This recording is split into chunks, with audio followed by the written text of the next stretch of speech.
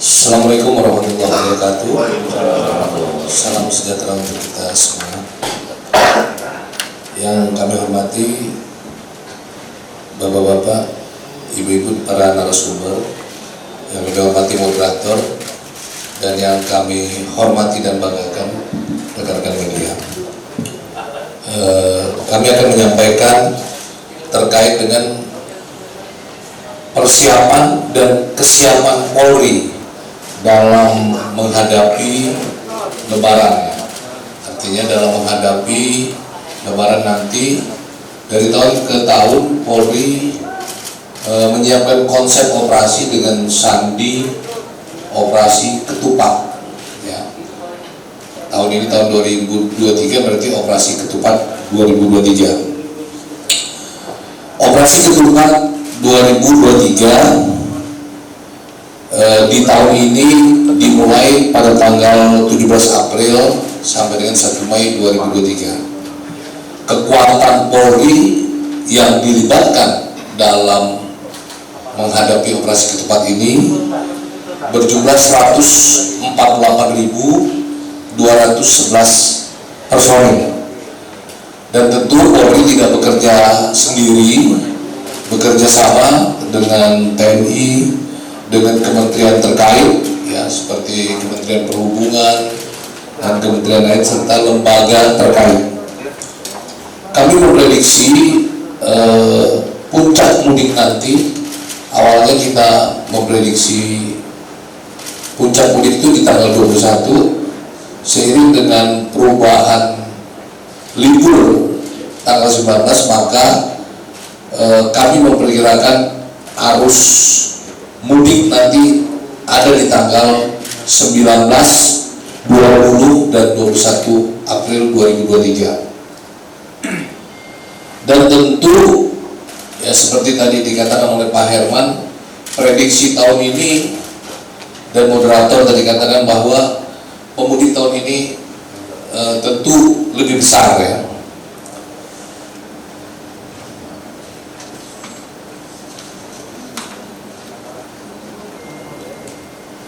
Kalau kita lihat nanti, ya, peta jalur mudik nanti, selain dari peta jalur Pantura, kemudian pantai selatan juga di jalur tol.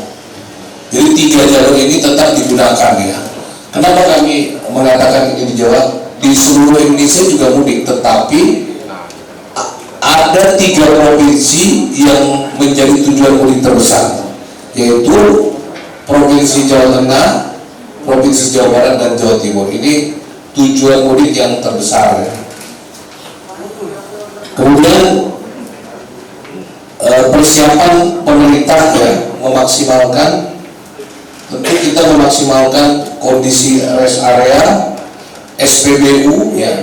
Kenapa tadi SPBU? Karena kalau mudik terus SPBU-nya tadi nggak ada, nah ini kalau sampai habis bensin, habis solar, habis BBM, tentu akan mempengaruhi kelancaran arus lalu lintas. Juga pelabuhan bandara. Kemudian dalam pelaksanaan operasi ketupat nanti ada pendirian pos.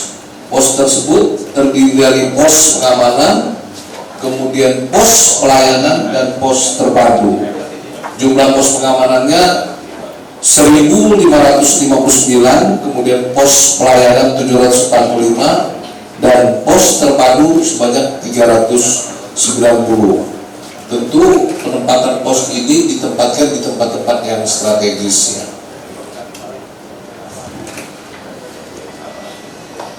Kemudian bekerja sama dengan pemerintah, Mabes Polri melalui Korps Lintas Polri telah melakukan penandatanganan surat keputusan bersama atau SKB bersama Kementerian PUPR dan Kementerian Perhubungan.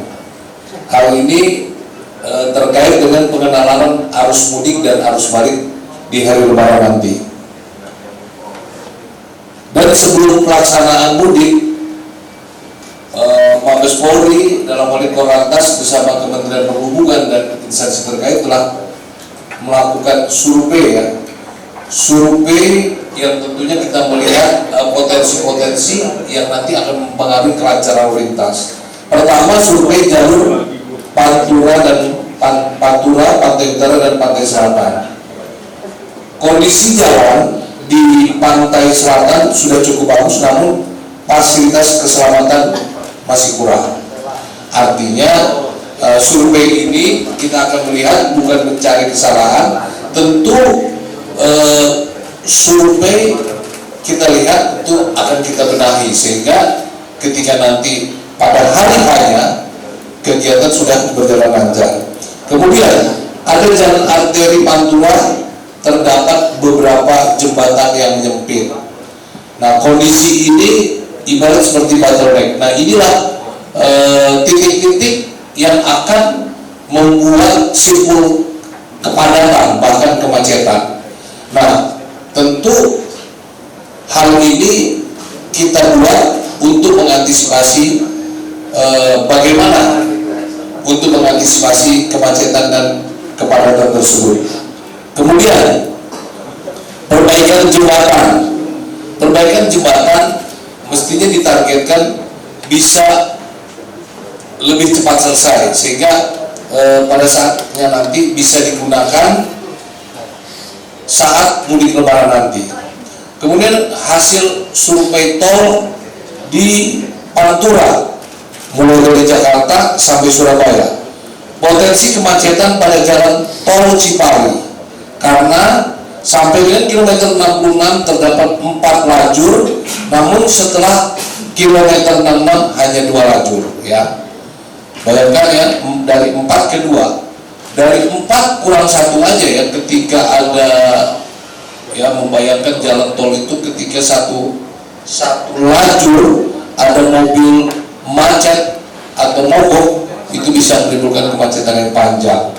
Itu di hari normal. Bagaimana kalau situasi di mudik? Nah, ini yang kita potensi kemacetan ini nanti tentu akan dibuat langkah-langkah ya. Kemudian penambahan fasilitas rest area juga kita memperhatikan penambahan jumlah toilet, itu yang penting ya. Karena mudik ini bukan cuma aman, tapi tagline-nya aman dan nyaman ya. Kemudian kapasitas area tidak sebanding dengan jumlah kendaraan atau animo masyarakat. Artinya kita membayangkan kalau yang mudiknya sekian ribu mobil, satu mobil jumlahnya 4 ya. Kemudian rest area ya hanya sedikit. Nah, ini yang tentu harus ada pengaturan-pengaturan. Kemudian jarak toko atau jalan di rest area terlalu dekat dengan jalan utama. Berikut hasil survei di pelabuhan, kapasitas dermaga masih terbatas. Ini dermaga di Pelabuhan Merak juga termasuk Pelabuhan Bakahuni. Jadi walaupun lancar, arus lalu lintas kendaraan lancar, tetapi ketika kendaraan-kendaraan ini akan menyeberang, katakanlah dari Pulau Jawa ke Sumatera, dari Merak ke Bakahuni, tidak cepat berangkat, maka akan terjadi penumpukan di parkir pelabuhan bahkan sampai di luar pelabuhan. Jadi bisa jadi kalau tidak dikelola dengan baik, gitu keluar dari tol Merak itu langsung muncul penumpukan dan kemacetan ya. Kemudian kilometer kesiapan rest area 43 dan 68 untuk delaying system ya. Ini delaying system ini maknanya nanti mungkin dari Kementerian Perhubungan menjelaskan juga ya. Maksudnya karena menumpuknya kapal tadi, mobil-mobil tersebut diparkirkan di kilometer 43 dan 68. Kemudian kilometer 97 untuk buffer zone juga belum siap. Berikut hasil survei mudik lebaran juga tentang daerah tujuan terbanyak pemudik. Hasil survei bersama menunjukkan Provinsi Jawa Tengah diprediksi jumlahnya 26,45% dengan jumlah pemudik 32,75 juta orang. Kemudian daerah Jawa Timur dengan 19,87%, jumlah pemudiknya 24,6 juta orang. Yang ketiga Jawa Barat 16,73% dengan pemudik 20,72 juta pemudik. Kemudian kalau kita melihat arus mudik, potensi pergerakan masyarakat ya, hasil survei meningkat 44%, diperkirakan mencapai 123,8 juta orang. Ya, ini transportasi darat saja 99,22 juta orang. Dengan mobil pribadi 22,07% atau 27,32 juta, sepeda motor 25,13 juta. Ini diprediksi ya. Kemudian menggunakan bus juga berkisar 22 juta lebih. Kemudian yang menggunakan kereta api 14,47 juta dan mobil sewa sekitar 9,53 juta. Ini rinciannya. Kemudian ada angkutan penyeberangan, yang dimaksud ini mungkin ferry, SDP maupun PLW. Kemudian pesawat terbang hanya 5%, 6,19 juta orang, dan kapal laut 1,96 juta orang.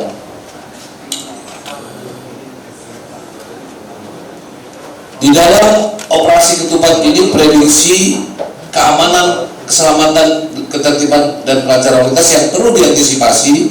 Kita mengantisipasi adanya bencana alam, termasuk banjir, tanah longsor dan cuaca ekstrim. Jadi kita bagaimana situasi yang akan terjadi, kontingensi apa yang akan dilakukan, itu juga sudah kita lakukan antisipasi atas prediksi yang telah ditetapkan. Kemudian bagaimana mengantisipasi terjadinya peningkatan volume kendaraan bermotor baik ruas jalan tol maupun arteri. Kemudian peningkatan di ruas jalur penyeberangan ASDP dari Pulau Jawa menuju Lampung dan dari Pulau Jawa menuju Bali serta penyeberangan lainnya. Kemudian peningkatan volume arus lalu lintas yang menuju lokasi wisata serta lokasi yang menjadi konsentrasi pada perayaan Idul Fitri. Rekan-rekan sekalian, biasanya di hari pertama ya setelah kita merayakan, umat Islam merayakan Lebaran, di hari itu apakah siangnya, sorenya dan besoknya, nah terjadi ya konsentrasi massa di lokasi wisata, termasuk juga tentunya lokasi-lokasi perbelanjaan. Nah ini juga menjadi konsentrasi dari aparat keamanan. Jadi kita bukan melakukan pengamanan ruas jalan pada saat memudik dan balik, tetapi ketika di hari rayanya pengamanan pada saat sholat juga setelahnya, yaitu kegiatan masyarakat pada saat melaksanakan liburan ya. Dan masyarakat kita setelah sholat Id juga bersama-sama keluarga menikmati liburan di lokasi-lokasi wisata, juga di lokasi-lokasi perbelanjaan ya, yang sudah dapat THR, nah THR dikumpulin ya, bersedekah sama pedagang ya. Maksudnya nanti ya, nunggu Pak Herman. Pak Herman ya. Potong 50%. Nah, kemudian target dan cara bertindak dalam operasi ya. Tentu target kita pertama waktu tempuh yang semakin baik. kita memprediksi membandingkan tahun lalu, misalnya untuk mencapai Semarang dari Jakarta misalnya sekian jam, tentu kita harus bagaimana dalam operasi ini kita berjalan lebih baik. Kemudian tentu lancar, tetapi yang perlu diperhatikan adalah keamanan, keselamatan, dan ketertiban. Jadi consultative car. Jadi kita tidak juga hanya lancar, tapi tidak boleh mengabaikan keamanan, keselamatan, dan ketertiban. Kemudian target kita adalah selain memperlancar arus lalu lintas, tentu menurunkan jumlah fatalitas korban lalu lintas.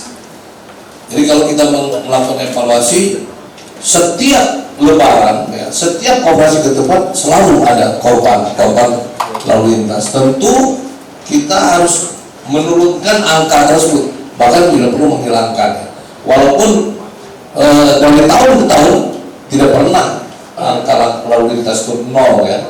Nah ini tentu selain upaya kerja keras daripada seluruh aparat ya yang bertugas, tentu yang menjadi hal yang tidak kalah pentingnya adalah kesadaran dari masyarakat ya. Ya misalnya pengemudi ya, kalau kita lihat tadi puluhan juta ya yang berpotensi mengalami kecelakaan lalu lintas itu yang dan ibu jelaskan adalah sepeda motor. Ya. Sepeda motor adalah ya yang paling banyak ya Bu, nanti ibu dijelaskan yang paling banyak menjadi korban kecelakaan lalu lintas dan bahkan menimbulkan korban meninggal dunia adalah pemudik sepeda motor. Bahkan kalau kita direkomendasikan kan Bu sepeda motor itu. Sebenarnya tidak direkomendasi, tapi kita juga ya gimana melarang gitu ya.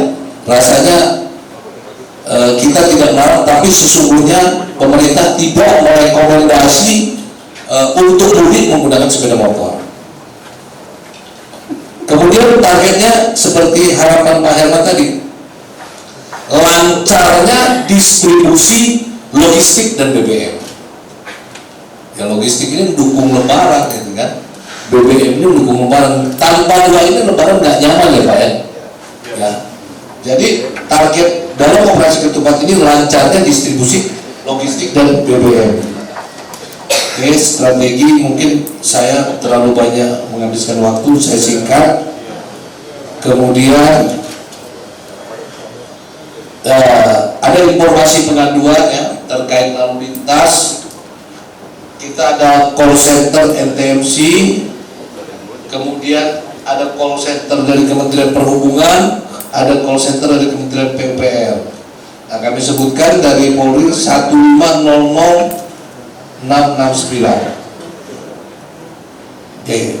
Kemudian cara bertindak umum kita tentu ya menggunakan pola-pola, baik pola preventif, dan pola represif. Kita lakukan sosialisasi secara masif ya, melalui media cetak, melalui media sosial, bagaimana tertib lalu lintas, serta cara mudik yang aman. Ya ini salah satu kegiatan ini adalah mendukung kegiatan sosialisasi dan edukasi kepada masyarakat dalam rangka operasi ketupat ya. Jadi ini kami anggap ini merupakan bagian daripada sosialisasi dan edukasi kepada masyarakat. Kemudian kita menggelar kekuatan personil dan sarana prasarana. Kemudian pengaturan di gate dengan memperbanyak petugas card reader. Kemudian pengawasan terhadap pengunjung. Kita melakukan pemetaan ya, wilayah rawan ancaman kriminalitas, ancaman terhadap bencana, dan ancaman juga terhadap terorisme ya. Jadi kalau kita operasi ketupat ini, kami pastikan seluruh fungsi-fungsi utama di kepolisian dia terlibat. ya.